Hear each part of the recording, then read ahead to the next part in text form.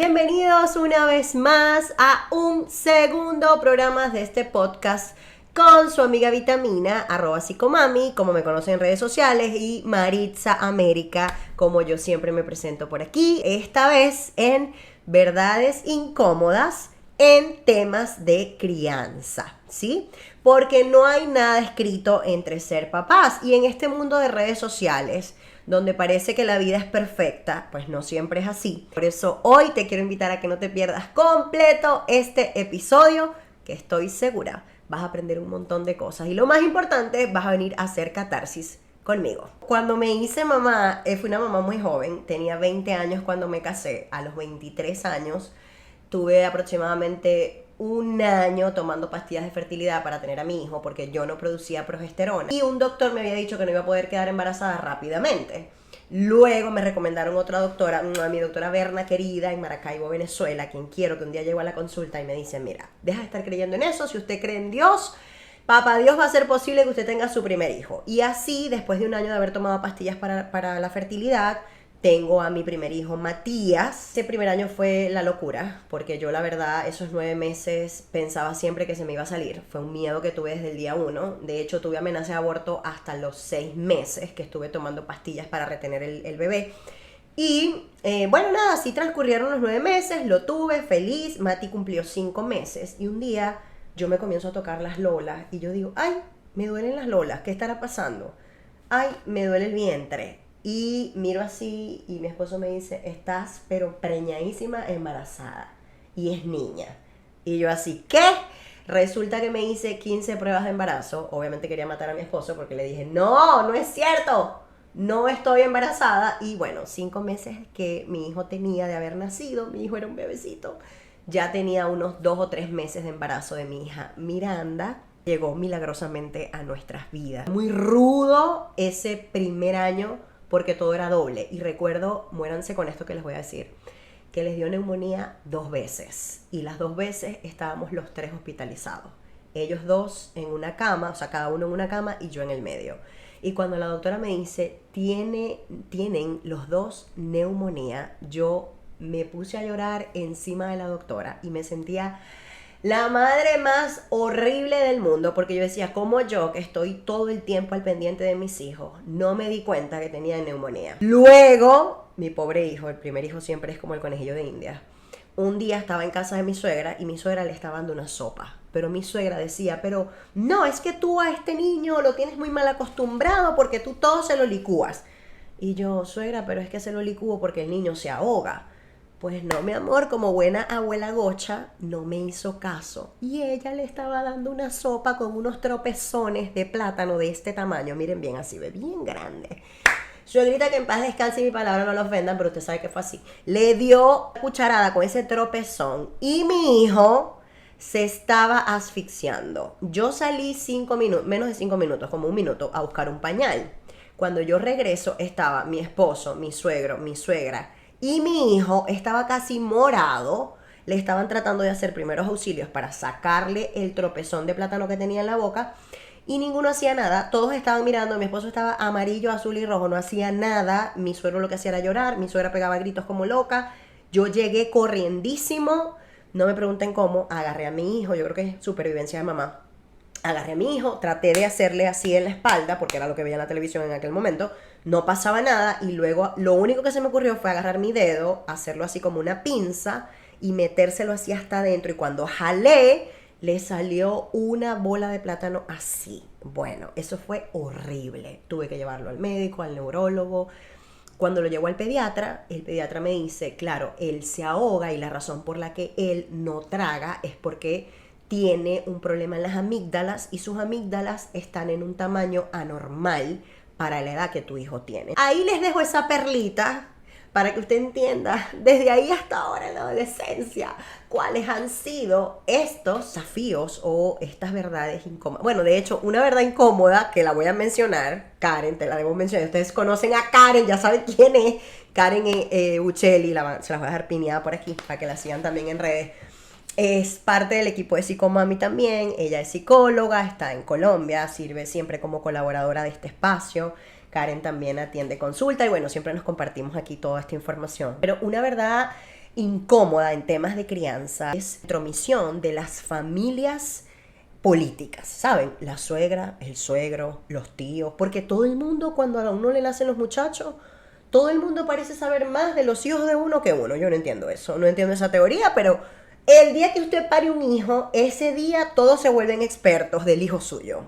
Yo no sé si a usted le pasó, pero a mí me pasó comúnmente con toda la familia, tanto del lado materno como del lado paterno. Así me pasaron un montón de cosas y por eso digo que la familia, el dinero, la crianza son verdades incómodas que nosotros necesitamos conversar para que no ocurran ciertas situaciones que a largo plazo pues podrían afectar a nuestros hijos y a nosotros también. Me encantaría también que usted pudiera comentar por aquí. Si nos está viendo por YouTube, gracias por apoyarnos. Si nos está escuchando por Spotify también, gracias por apoyarnos. Recuerden compartir esta información que además nos permite también seguir creciendo y llevando nuestro mensaje a otras familias o personas alrededor del mundo. Comenzamos con las preguntas. Karen Buccelli. ¿Cómo afectó la crianza la relación de pareja? Yo creo que ese fue el primer duelo. Yo trabajaba viajando, siempre he trabajado viajando, y a mí me tocó criar a mis muchachitos los primeros 6 o 7 años, vamos a decirlo así, muy sola. Y digo sola, bueno, entre comillas sola, porque ustedes saben que yo vivo con un batallón. Nosotros siempre hemos sido un Happy Meal, ¿sí? O sea, estoy yo que soy, haz de cuenta que yo soy el refresco, y tengo 4 chicken nuggets. Esos 4 chicken nuggets son mis 2 hijos, mi papá y mi mamá. Entonces, claro, yo tuve una crianza acompañada siempre de mis papás, que son los abuelos de mis hijos. Si hablamos del área de pareja, sí, hace mucho tiempo criando a mis hijos mientras estaban pequeñitos solas. Me hubiera gustado que por lo menos esa parte en aquel momento hubiera sido diferente. Pero bueno, así se dieron las cosas. Hablando de apoyo, ¿qué tan importante fue la familia extendida durante la crianza? Yo tuve muchísimo apoyo. Debo reconocer que mi suegra y mi suegro, aunque estaban lejos de la ciudad donde yo vivía, se portaron excelente con mis hijos. De hecho, mi suegro le armó el cuarto a mi hijo. Cuando nació mi hija también. Eran unos abuelos muy consentidores, ¿sí? Y muy regalones. Mis papás igual. Mis papás siempre han estado para ellos. De verdad que han sido unos niños que debo reconocerlo, mayor riqueza que han tenido mis hijos desde el día 1 que nacieron, han sido crecer en un hogar donde había mucho amor. Mi hermano siempre estuvo ahí. Fue el papá de mis hijos por mucho tiempo. Y yo creo que, bueno, mis cuñados también. Lo que pasa es que la familia de mi esposo vivía fuera del estado donde yo crecí. Fue muy importante para mí ese apoyo, ¿no? Creo que eso es algo que atesoro profundamente. ¿Crees que la depresión postparto sigue siendo un tabú? Cuéntanos un poco sobre tu experiencia. Yo había leído de la depresión postparto y bueno, en la universidad me dieron uno que otro toquecito técnico de lo que era, de lo que se sentía, pero yo no sabía muy bien lo que me pasaba hasta las primeras 2-3 semanas que había tenido a mis hijos. A mí me dio era porque no los quería cargar. De hecho, yo amamanté a mi hijo Matías 15 días, a mi hija la amamanté 3 meses. Tener depresión postparto es como tú lidiar con tus propios demonios mientras estás teniendo tus hijos, que debería ser el momento más pleno y feliz de tu vida, pero que tú no entiendes qué carajo te está pasando a ti. Porque yo siempre anhelé ser mamá. De hecho, yo recuerdo que en la escuela de psicología, antes de entrar, me hacían como un test y me daban una hoja en blanco y me decían que dibujara como cuál era mi sueño más profundo. Y yo hice una casa con un esposo, una esposa, 2 niñitos, un perro, un sol. Y eso representaba para mí como mi mayor logro, ¿no? Entonces, claro, el tener a mis hijos y no sentirme plena teniéndolos era como, ¿qué me está pasando a mí? O sea, tengo un problema, estoy loca.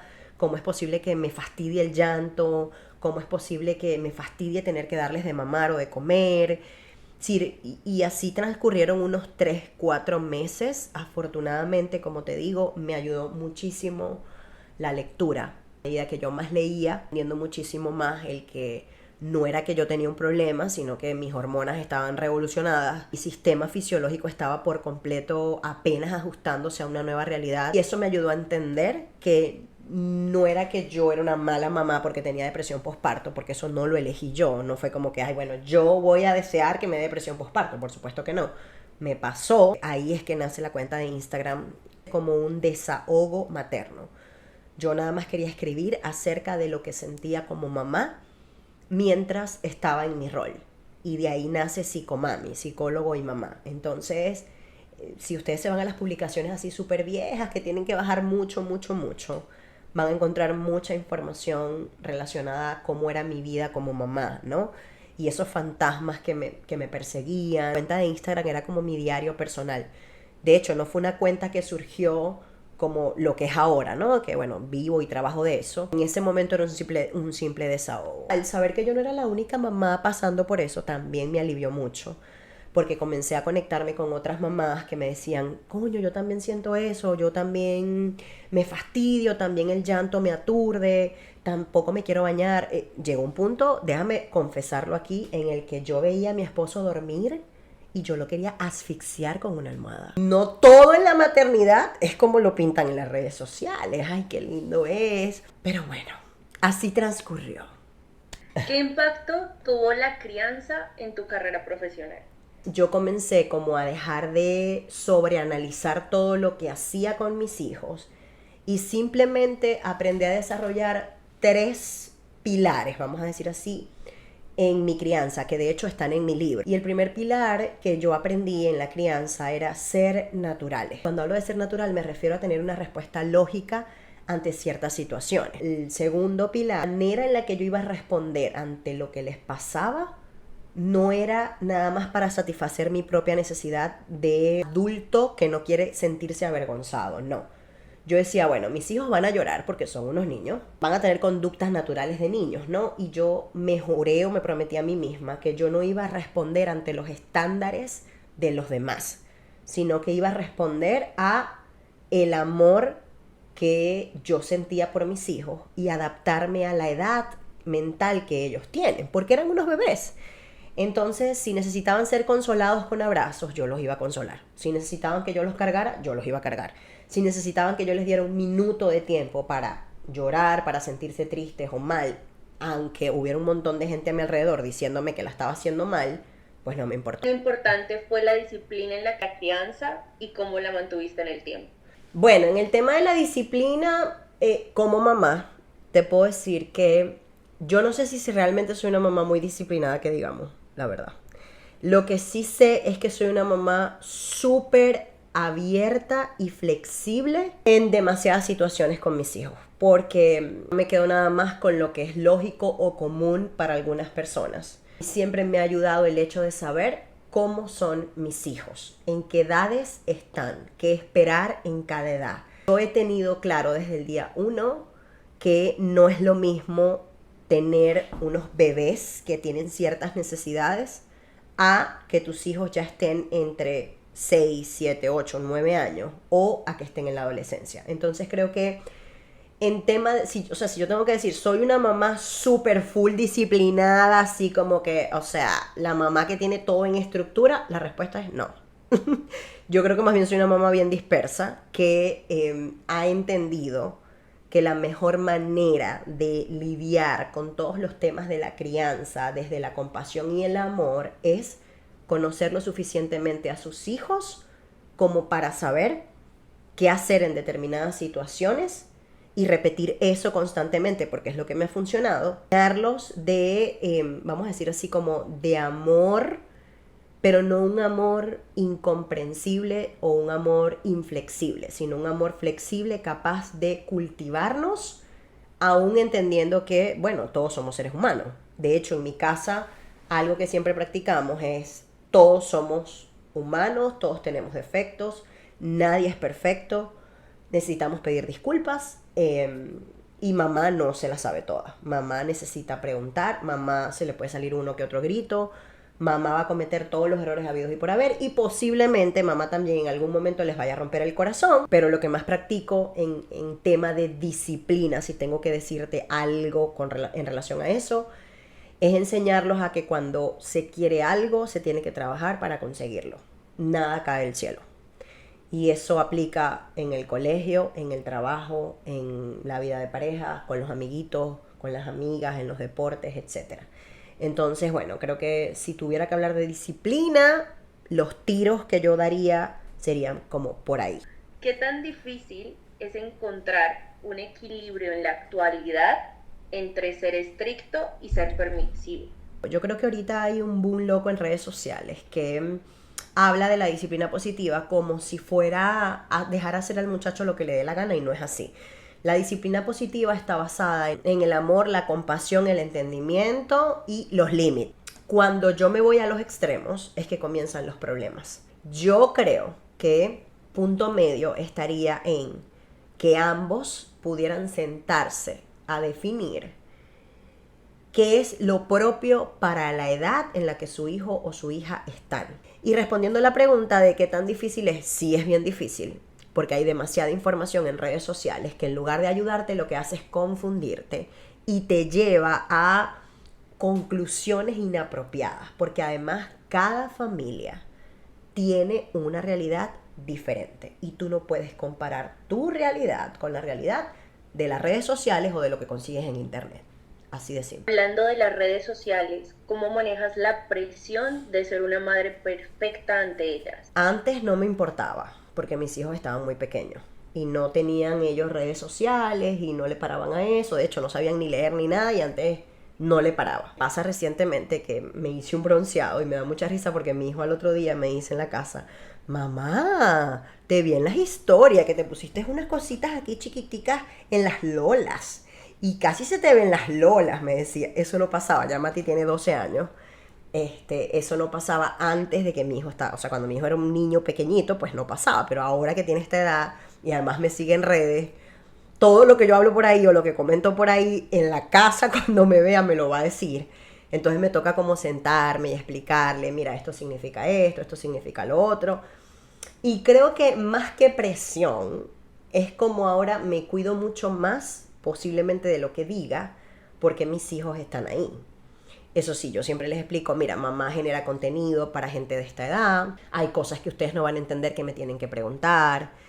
Si ven algo de mamá que de pronto a ustedes no les agrade o que a lo mejor les parezca raro, como por ejemplo que mi hijo me haya visto en toples en las historias hablando de un bronceado espectacular que me hice, eso también se lo tengo que explicar. Entonces, no sé si es presión o más bien es sentido de responsabilidad comunicacional ahora que mis hijos me siguen ahí en la red. Me explico, o sea, están ahí dentro de la red social.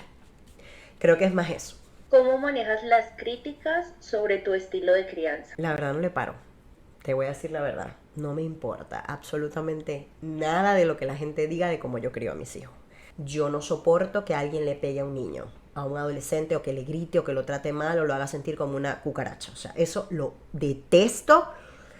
Y de hecho, cuando yo presencié eso en varias de mis amistades, simplemente me retiré y le dije: mira, yo no comparto ese estilo de crianza, y como no comparto ese estilo de crianza, no comparto tampoco este estilo de amistades, ¿no? Entonces me retiro. ¿Cómo te has asegurado de fomentar una autoestima saludable en tus hijos? Bueno, eso es un tema, porque acuérdate que yo crío en comunidad. Somos un montón de gente criando ese par de muchachos. Mi mamá por un lado, mi papá por otro, mi esposo por un lado, yo por otro. Mi papá y mi mamá vienen de la escuela tradicional. A mi papá una vez me tocó sentarlo y decirle: mira, aquí en la casa no hablamos de los cuerpos. Yo recuerdo que yo crecí escuchando mucho a mi papá hablar acerca de mi cuerpo, ¿no? No comas tanto que te vas a engordar. Haz ejercicio para que no engordes. Las niñas tienen que ser delgadas, las niñas no son gordas. Entonces, claro, yo entiendo que él lo hacía desde un lugar inocente, como para ayudarme al tema de estar delgada y todo eso, porque para él eso siempre ha sido importante. Obviamente ahora en mi yo adulto me ha tocado sentarme y decirle: mira, aquí en la casa eso no se puede hacer, esos comentarios no se pueden hacer. De hecho, una vez Miranda ha querido dejar de comer porque ella decía: no, es que yo no puedo comer eso porque me pongo gorda. Mi abuelo dice que eso me engorda. También me pasaba con Matías, ¿no? Que quería comer algo y decía: no, yo no puedo comer eso porque después me pongo gordo. Hasta que un día me senté con mi papá y le dije: papi, aquí en la casa nadie habla del tema de los cuerpos.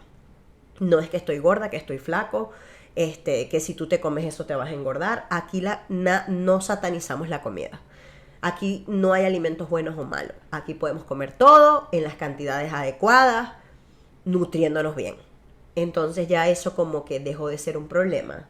y mi papá como que entendió. Todavía por ahí se le salen uno que otras cositas y yo tengo que estar todo el tiempo, porque vivimos todos juntos en una casa. Mis hijos, a diferencia quizás de mí o de mi esposo, son como la mejor versión de los dos mundos. Y otra cosa que he aprendido, Karen, que lo he aprendido también por mí, yo antes me quejaba mucho por el tema de mi físico, ¿no? Entonces yo decía, ay, no me gustan mis brazos. Ay, es que yo no sé por qué este pantalón no me queda bien, se me ve la barriga. Ay, esto no sé qué. Y yo no me estaba dando cuenta que mis dos hijos estaban ahí como mirándome. Y es lo que yo le digo siempre a mis clientes, ¿no? O sea, no hay nada que hable más del ejemplo. Tú les puedes decir a tus hijos, ámate, quiérete, conócete. Pero si te ven en el espejo mirándote a ti, quejándote de cómo tú estás, obviamente, ellos van a creer es eso que ellos están viendo, no lo que tú les estás diciendo, ¿no? La autoestima sí, no hablo del cuerpo, todos somos seres humanos maravillosos como somos, papá Dios nos hizo así por alguna razón, y aceptarnos es parte de vivir felices y plenos. Eso es lo que yo hago. ¿Cuál es la verdad incómoda sobre el tiempo de calidad con los hijos? Realmente voy a tener ese espacio de tiempo con mi hijo de 10 o 15 minutos o 20 minutos porque es lo que me toma, porque quizás yo soy una mamá que tiene que trabajar todo el día y me quedan escasos 20 minutos, 10 minutos para estar con mis hijos. Yo creo que se refiere más al dejar de estar con distractores y enfocarte ese tiempito a ellos. Si eso implica que te quites los tacones, que te dejes la computadora, que dejes ese pocotón de platos ahí que en algún momento se van a lavar, pero siéntate realmente a estar ese tiempito con ellos en cuerpo y alma. No digas que estás y estás en el teléfono o estás en una reunión por Zoom o estás tomándote foto para las redes o estás en otra cosa. El tiempo de calidad es si realmente vamos a estar aquí juntos en un espacio de tiempo breve, cualquiera que sea el breve para ti, porque a lo mejor son 5, 10, 15 o 20 minutos o una hora para ti, porque repito, eso es indiferente para cada persona o no es igual para cada familia. Que sea realmente ese tiempo que se lo dediques en todos los sentidos a acompañar a tus hijos. A veces lo que necesitamos es quizás dejar de hacer tanto por otros que están fuera de mi hogar y enfocarnos un poquito en lo que está pasando dentro de nuestro hogar. ¿Qué papel juega la tecnología en el modelo de crianza? Muchísimo. Sobre todo porque creo que por un lado la tecnología nos ha ayudado en muchos sentidos a evolucionar como personas, pero por otro estamos involucionando como seres comunicacionales en un mundo real. Y nuestros hijos son los que están viendo las consecuencias de eso. Yo he visto por mis propios ojos y con mis propios hijos lo que hace la tecnología, sobre todo el tema de los videojuegos y las redes sociales en mis hijos, que si yo no les regulo eso, andan como locos, dispersos, poco tolerantes a la frustración, poco creativos, se aburren con facilidad. Esto lo pueden ver en diferentes estudios, ¿no? Creo que la tecnología nos ayuda por un lado, pero por otro hay que tener mucho guante de seda. Y si usted va a dar un aparato tecnológico a su hijo, délo con responsabilidad, ponga límites y establezca horarios para que realmente podamos tener algo bueno y positivo de esa tecnología. Ahora, si la pregunta es como profesional, Mari, ¿tú recomiendas que los niños tengan redes sociales y tecnología? La respuesta es no. Y sí, a lo mejor es cliché, a lo mejor hay un montón de psicólogos y gente que me va a escuchar por aquí y va a decir, ay, no, pero Maritza dijo esto. No, la respuesta es no, porque antes nosotros, de la generación mía, de los 80, crecimos sin tecnología.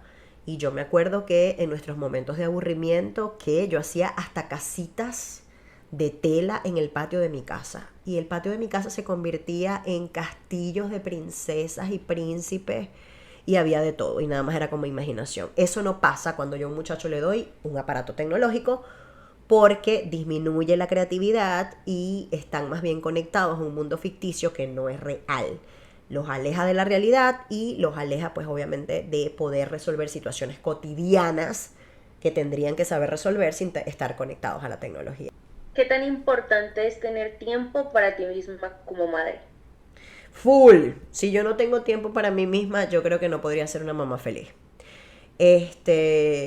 Yo algo que he atesorado a lo largo de los años es ese tiempo y espacio para mí. Y va desde el ejercicio hasta una buena conversación con un café y una amiga. Ya.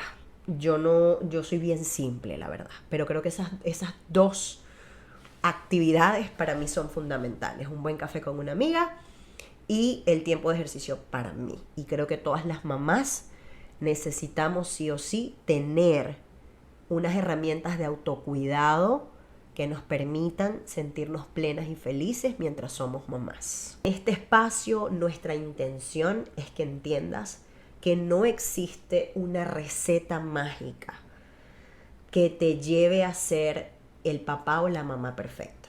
Lo único que existe son padres conscientes de las expectativas claras de lo que quieren acerca de sus hijos y sobre todo de su vida como familia. Escuchar a nuestros hijos no tiene que ser una obligación, tiene que ser una tarea diaria. Y escucharlos no para decirles qué hacer, escucharlos para entender cómo ellos ven su mundo y nosotros mostrarle nuevamente desde el amor y la compasión cómo se puede ver cuando nos ponemos unos lentecitos quizás de mayor responsabilidad sobre nuestros actos. Y la única manera en la que nuestros hijos entiendan eso es que nos vinculemos desde el amor. Si no hay un vínculo sano, si no hay un vínculo en el que mi hijo sienta que yo puedo ser un canal de confianza, no va a ocurrir nada. Este fue el segundo episodio de La Hora de Catarsis con tu amiga Vitamina Psicomami. Vamos a invitar a seguirnos por nuestras redes sociales. Van a ver todas nuestras redes sociales para que nos sigan. Y si estás buscando un lugar donde sentirte acompañado en todo este camino, créeme que este es el lugar para ti. Nos vemos en una próxima oportunidad y espero que hayas disfrutado completico este episodio.